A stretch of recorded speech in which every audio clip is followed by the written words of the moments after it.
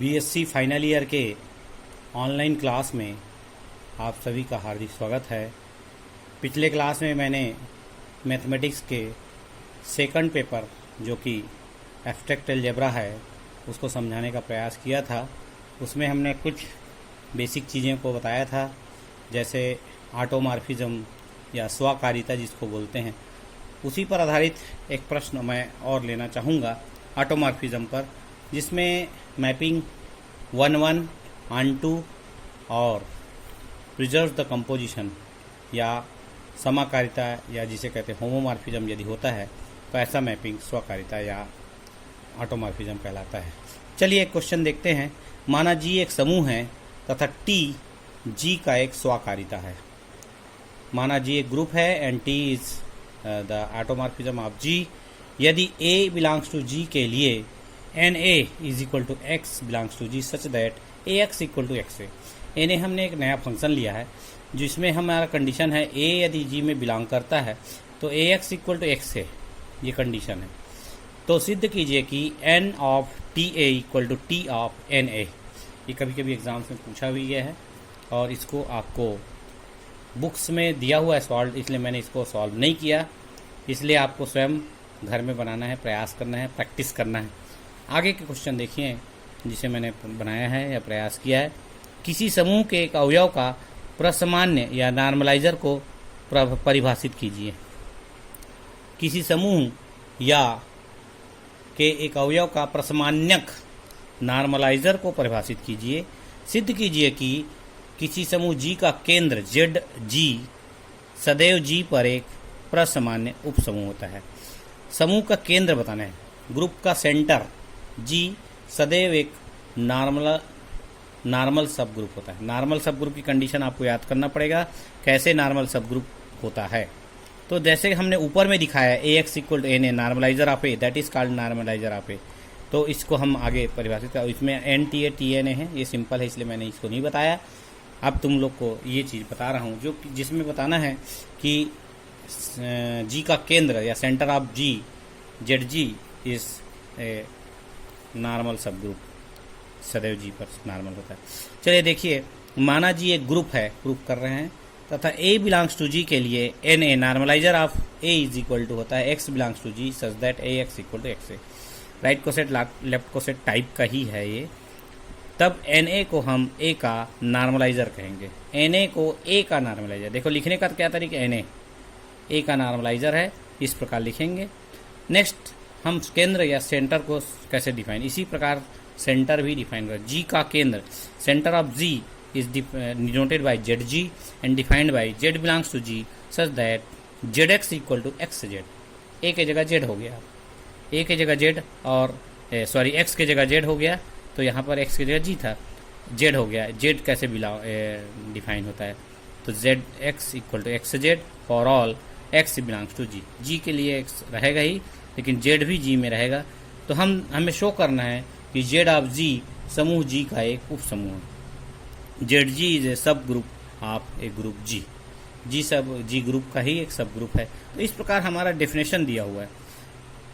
एक सब ग्रुप है, पहले प्रूफ करेंगे, उसके बाद नॉर्मल सब ग्रुप प्रूफ करेंगे। पहले सब ग्रुप प्रूफ करते हैं। ऐसे एलिमेंट है Z x equal to x Z. देखो सब ग्रुप कैसे बोलते हैं। सब ग्रुप के लिए A belongs to H, B belongs to H, A B inverse belongs to H, वही वाली फार्मूला यहाँ लगाना पड़ेगा। देखिए चूंकि A x equal to E X equal to X ही होगा, ये क्योंकि आइडेंटिटी एलिमेंट के लिए हम जेड की जगह ई ले लेते हैं, जहाँ ई बिलोंग्स टू जी होगा for all x belongs to G. अतः Z G is not equal to 5। Z G में कम से कम एक एलिमेंट जरूर होगा, तो इससे स्पष्ट होता है ई मतलब आइडेंटिटी एलिमेंट, कम से कम एक आइडेंटिटी एलिमेंट होगा, इसलिए हम इसको ऐसा डिवाइड। मान लो दो एलिमेंट्स हैं, Z1 और Z2 belongs to Z ji. Z1 और Z2 दो एलिमेंट जी में हैं, तो दोनों के लिए सेंटर ऑफ जी या केंद्र, जी का केंद्र किस प्रकार होगा, Z1x equal to x Z1, Z2x equal to x Z2 for all x belongs to G. हमें शो करना है कि Z2 inverse belongs to Z G. पहले Z2 इनवर्स देखते हैं। तो Z2 इनवर्स बिलोंग्स टू जी करने के लिए, जेड जी करने के लिए दोनों पक्षों में Z2 इनवर्स का मल्टीप्लाई कर देते हैं, लेफ्ट और राइट दोनों से। इसी इक्वेशन में Z2x equal to x Z2 में Z2 इनवर्स दोनों साइड से मल्टीप्लाई। देखो Z2 इनवर्स इधर भी है, इधर भी है। Z2 इनवर्स राइट से भी है, राइट से भी। दोनों का जब मल्टीप्लाई करेंगे तो Z2 इनवर्स Z2 हो जाएगा, x Z2 inverse Z2 inverse x x Z2 inverse Z2 और Z2 इनवर्स ए इनवर्स हम जानते हैं कि E के बराबर होता है, आइडेंटिटी एलिमेंट के बराबर होता है। इसलिए हम कह सकते हैं कि इसमें आइडेंटिटी एलिमेंट होगा जो कि इसको 1 के बराबर कर देगा। मल्टीप्लिकेशन के लिए आइडेंटिटी 1 होता है, तो Z2 inverse equal to Z2 inverse Z2 is equal to 1 हो गया। तो आपको हमें प्राप्त हो गया x Z2 inverse equal to Z2 inverse x. तो इससे स्पष्ट है कि Z2 इनवर्स का अस्तित्व है और Z2 इनवर्स ZG में है। अब Z2 इनवर्स के बाद हमें प्रूफ करना पड़ेगा Z1 Z2 inverse belongs to ZG। तो इसके लिए हम क्या करते हैं, देखिए Z1 का दोनों पक्षों से मल्टीप्लाई करते हैं, इसके आगे इसी में हम मल्टीप्लाई कर दिए Z1 का दोनों पक्षों में। तो Z1 का दोनों पक्षों में नहीं किया, Z1 Z2 इनवर्स एक्स से स्टार्ट करते हैं और हमें प्राप्त हो जाएगा एक्स Z1 Z2 इनवर्स, है ना। तो यदि ऐसा प्राप्त हो जाता है तो इंटरचेंज हो गया। Z1 Z2 इनवर्स एक्स से हमने स्टार्ट किया, Z1 बाहर कर दिया तो Z2 इनवर्स एक्स आ गया, और Z2 inverse x equal to x Z2 inverse आ गया। इसको हम रख दिए। अब x को बाहर कर दिए तो Z1 x into Z2 inverse बाहर हो गया। इस प्रकार से Z1 x equal to x Z2 है तो एक्स Z2 आ गया, x बाहर करोगे Z1 x Z2 इनवर्स। इस प्रकार हम कहेंगे Z1 Z2 inverse x is must be equal to x Z1 Z2 inverse. इसका मतलब ये हुआ कि Z1 Z2 इनवर्स ZG का एक एलिमेंट है। तो ZG क्या हो गया, सब ग्रुप हो गया। G का सब ग्रुप की एक डेफिनेशन है, उसके आधार पे ये सब ग्रुप हो गया। ZG सब ग्रुप हो गया। अब ZG सब ग्रुप हो गया, इसके बाद देखते हैं नॉर्मल सब ग्रुप। हमें दर्शाना है, we have to show that ZG is normal sub group of a ZG। तो इसके लिए माना x बिलोंग्स टू G और Z बिलोंग्स टू ZG। इस प्रकार दो एलिमेंट है, एक्स Z एक्स इनवर्स। ये इसकी प्रॉपर्टी होती है, किसकी प्रॉपर्टी होती है, ये आपका नॉर्मल सब ग्रुप की property. X Z x inverse this is equal to, अलग अलग कर देंगे, एक्स Z हो जाएगा, दैट इज एक्स इनवर्स बाहर हो गया। एक्स Z को हम ZX लिख सकते हैं क्योंकि we have from definition of centre of G। तो एक्स Z को ZX लिख दिया, इसके बाद एक्स इनवर्स अलग हो गया, इसको हम Z के इक्वल कर दिए। X Z x inverse must be equal to Z। इसका मतलब ये हुआ कि ये एलिमेंट ZG में है, क्योंकि Z ऑलरेडी ZG में है तो एक्स Z एक्स इनवर्स भी ZG में हो। इसका सारांश या मोरल ऑफ द स्टोरी क्या है, x belongs to G, Z belongs to ZG, this implies that x Z x inverse belongs to ZG। इस प्रकार से हम कह सकते हैं ZG G का एक प्रसामान्य उप समूह है या normal sub group. Normal sub group BSc के लेवल के फर्स्ट ईयर में पढ़े होंगे, ग्रुप में नॉर्मल सब ग्रुप आता है। तो ये एक अच्छा क्वेश्चन था, मैंने इसको बताने का प्रयास किया, ध्यान से देखिएगा। नेक्स्ट आता हूँ थोड़ा सा साइलो थ्योरम। प्रथम साइलो थ्योरम, किसी बुक में इसे सीलो थ्योरम भी कहा गया है। 3 सीलो थ्योरम है, तीनों का स्टेटमेंट थोड़ा ध्यान दीजिएगा, बाकी इसमें प्रूफ बुक्स से देखना है आपको। तो सीलो थ्योरम, सीलोस थ्योरम क्या क्या है, 3 सीलोस थ्योरम है। या फर्स्ट साइलोस थ्योरम, माना G एक परिमित समूह है तथा P एक अभाज्य संख्या है, प्राइम नंबर है।